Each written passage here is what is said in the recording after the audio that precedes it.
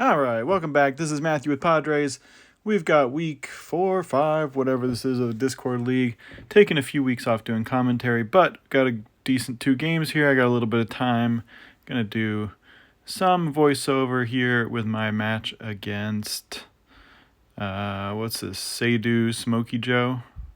He's got a player number as his username, but anyways, coming in, I got Christine leading off. He is pitching level 12 Roger. That's going to be rough for him.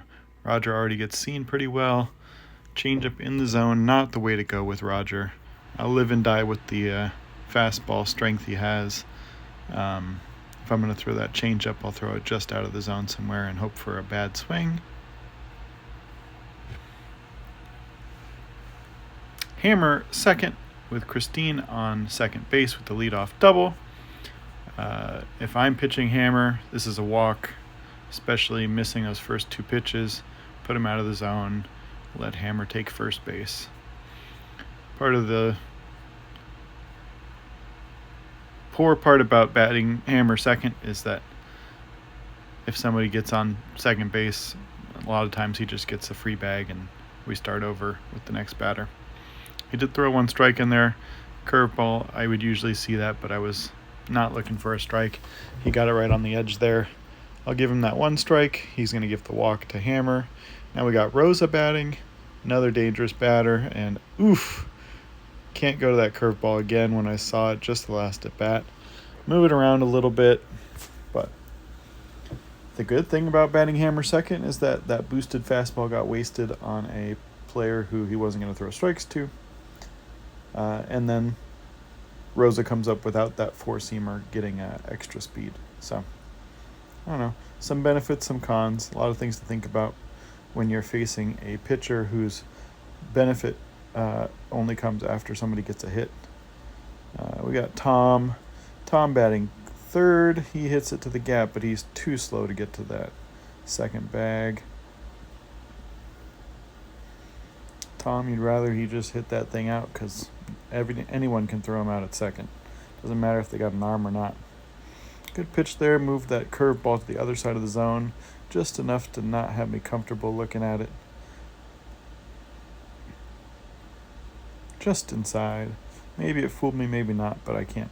Either way, I'm not going to swing at that one. And then another changeup in the zone. First one should have been a bit of a warning to not throw that changeup in the zone. The second one, 5-0. Unless he has an amazing day at the plate, this is going to be real hard to come back from.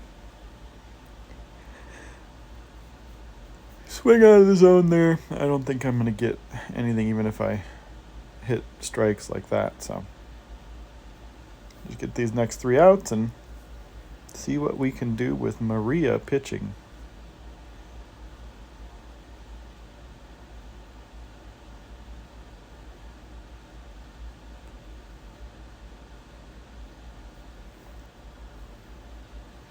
All right, Maria pitching to Kaya leading off. Kaya gets the power boost, but no real benefit here.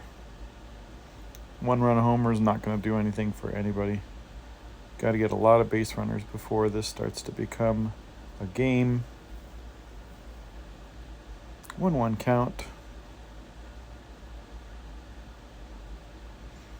I'm being careful, but I'm leaning more towards throwing strikes here, obviously, with the big lead. That one just leaked out. Tough to lay off anyway. Shading this quite a bit in the zone. Fastball. I can choose to be a little less precise with these pitches with the 5-run lead, but I also don't want it to turn into that evil prime game from last season where we tied it at 5 or something.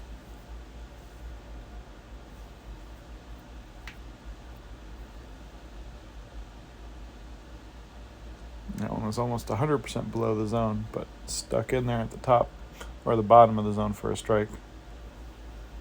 I was hoping for the strikeout there, but he caught just enough to push that foul.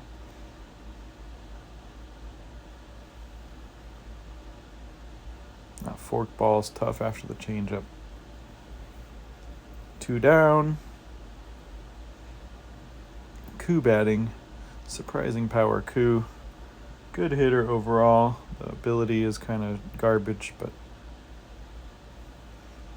makes up for it with the bat. But you got to hit strikes. And we're going on to game 2, 5-0 first. Seidou got a lot of good players. And game 2, I'll have Wade pitching. And he's still got Kaya leading off. I don't think we've changed our lineups at all except for the pitchers. This one, obviously, I'll be a little more careful. I don't want to give up a lead here before this game gets going. Kaya got the contact boost, I think. But she still has quite a bit of power just in her base stats. I think I was trying to get a ball there, but it leaked in. So 2-2 count.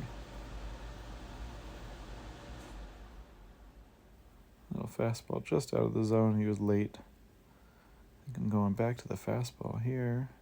Yep. Good swing. Ended up going right to the second baseman. Unfortunate for him. Level 14 Gibson. Huge threat. Gonna be careful here. Wish I'd gotten that out. Would have been nice.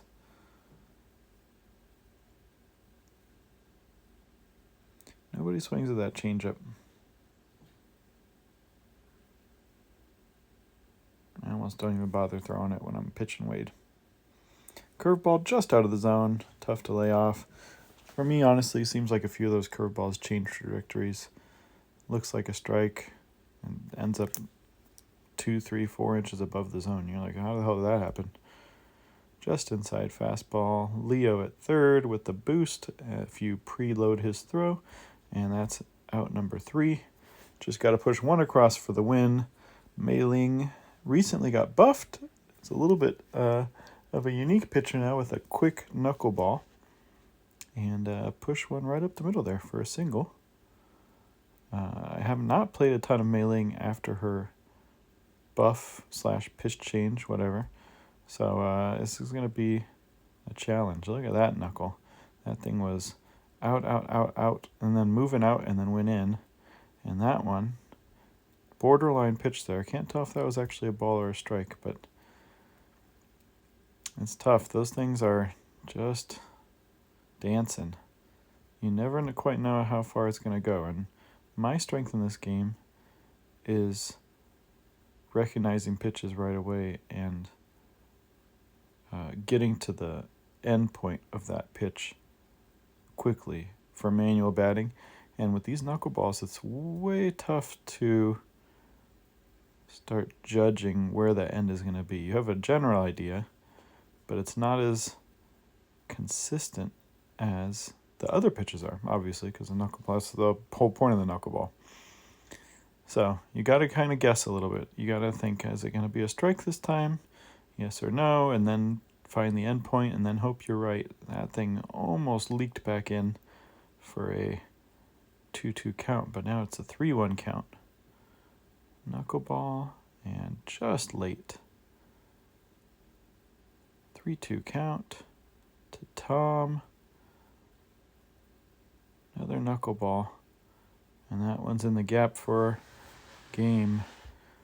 It's hard for me to see in the layover whether that was a strike, but good games, and thank you for watching.